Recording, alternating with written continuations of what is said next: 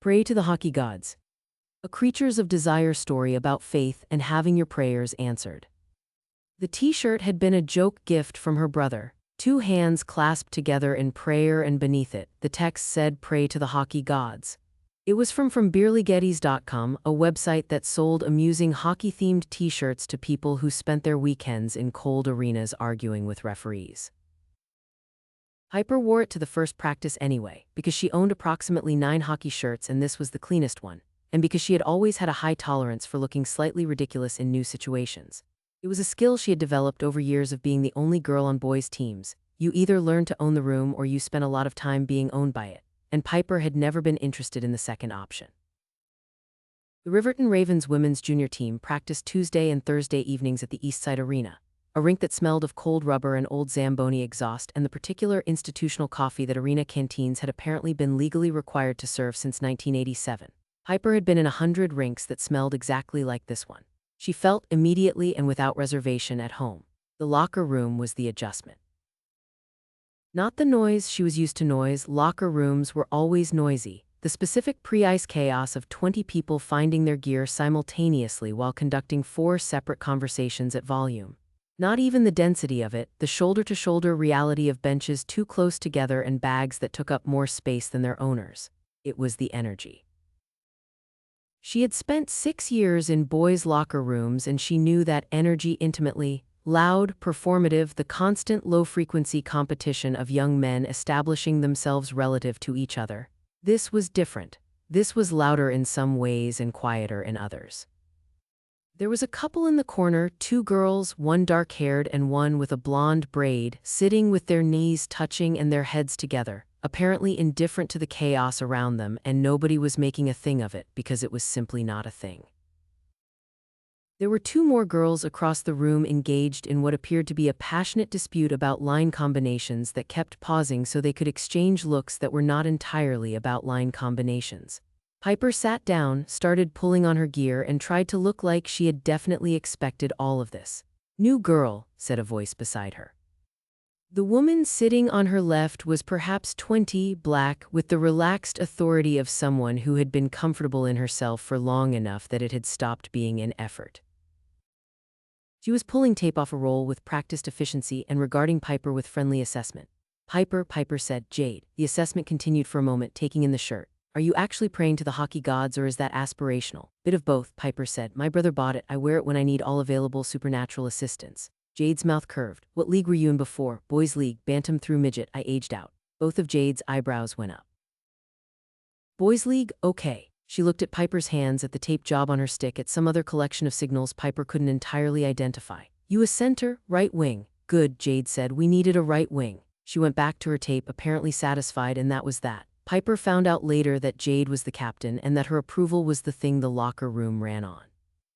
Practice was the best 2 hours she'd had in months. These girls could play. She had expected an adjustment period, a recalibration. Boys hockey was faster in some ways, more physical, and she'd wondered if the pace would feel different. It didn't. It felt, if anything, more structured, the plays cleaner, the communication on the ice constant and specific.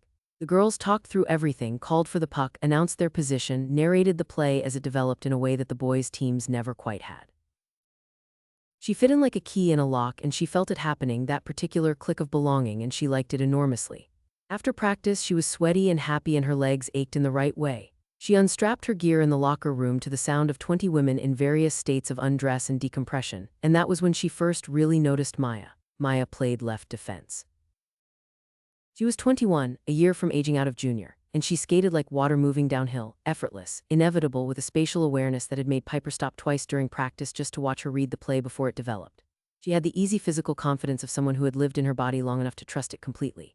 And she laughed frequently and without reservation, a sound that did things to the room's atmosphere that Piper didn't immediately have vocabulary for.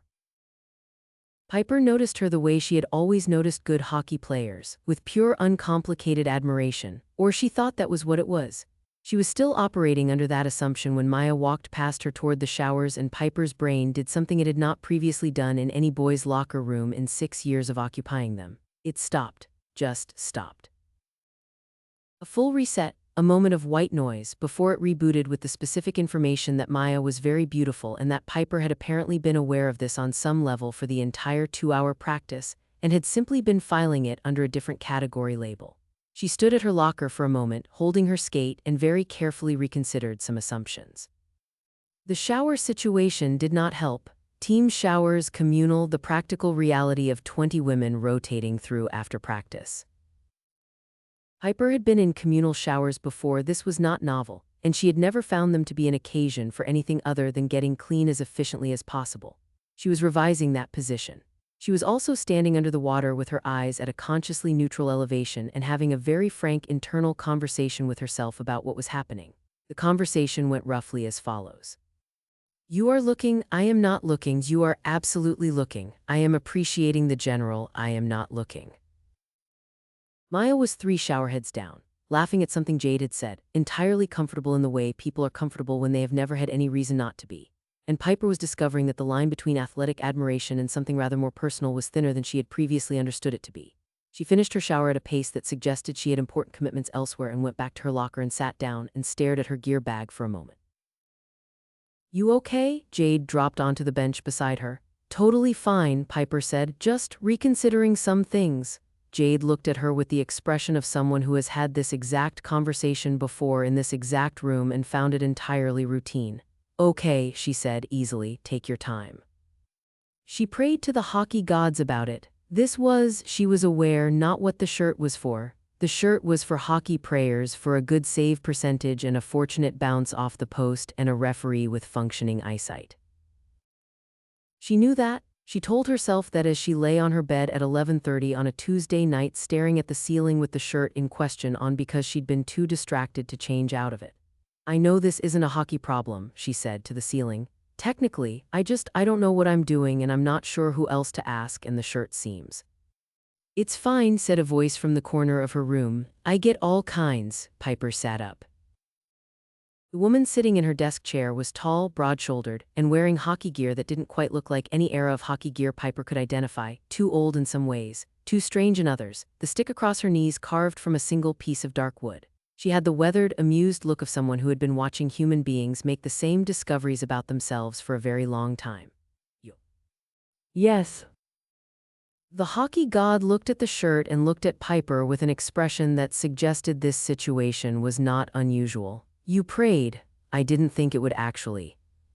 Most people don't. She leaned back in the desk chair, which creaked alarmingly under the weight of a deity. What do you want, Piper? Piper opened her mouth, closed it, tried again.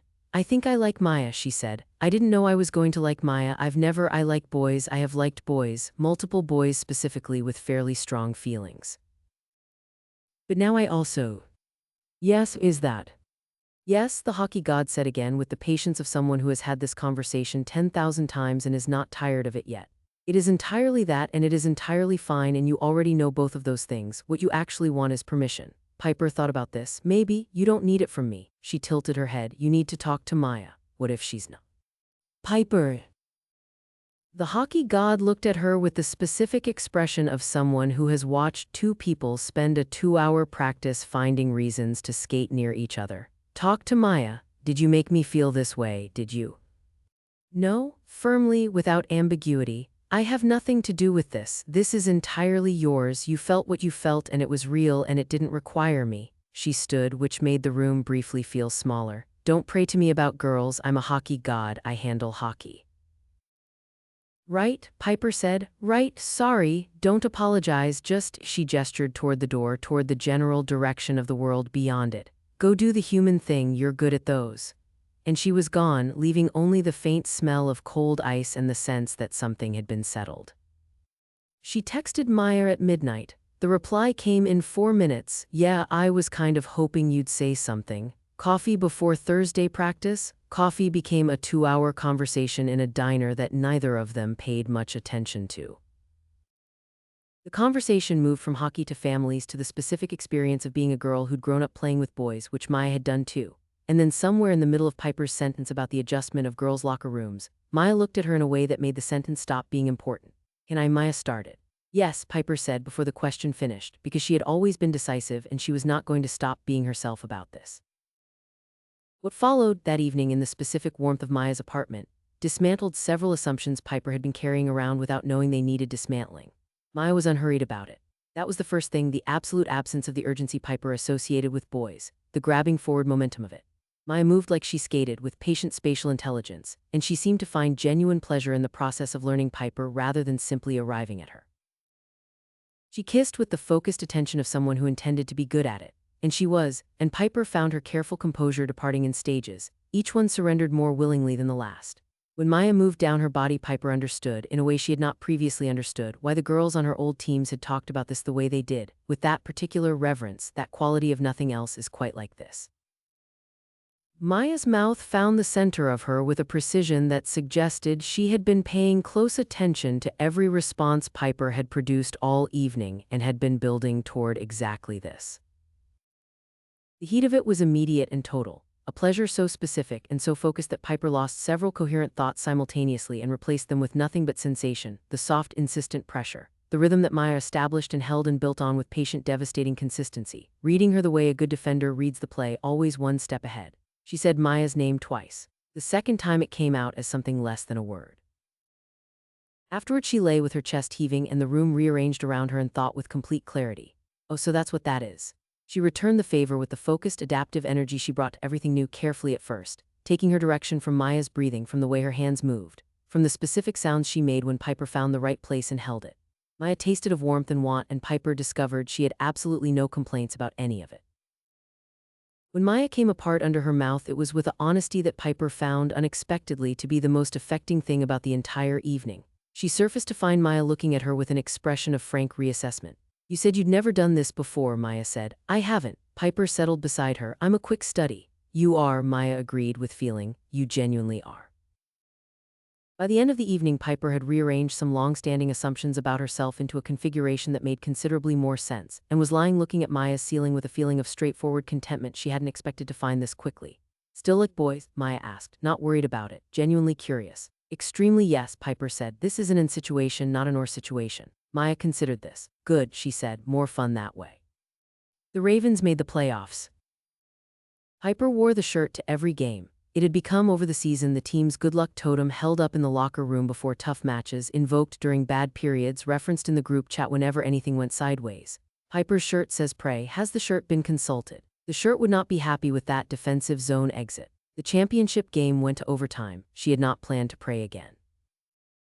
She knew the rules, hockey prayers only, and she had used her non-hockey prayer and been gently redirected, and she respected the boundaries. But it was overtime and the ice was tight and they had a penalty kill ahead of them, and she thought, briefly, eyes closed in the locker room while Coach Vasquez talked. A little help would not go amiss. Jade scored on the penalty kill, short-handed on a breakaway that should not have been possible, beating the goalie on the blocker side with a shot that the arena's highlight reel would play for years. Final buzzer, Ravens champions. In the pile of 20 women on the ice, in the cold and the noise and the spray of ice chips, Maya found her, and Piper didn't wait to be kissed this time. She'd stopped waiting for things she could simply do. From somewhere she couldn't quite identify came the faint smell of cold ice. She decided to take that as confirmation. The end. Thank you for listening to another Creatures of Desire story. If you enjoyed it, please like this video so it gets recommended to more listeners, and subscribe to the channel for more Sapphic tales of fantasy and romance.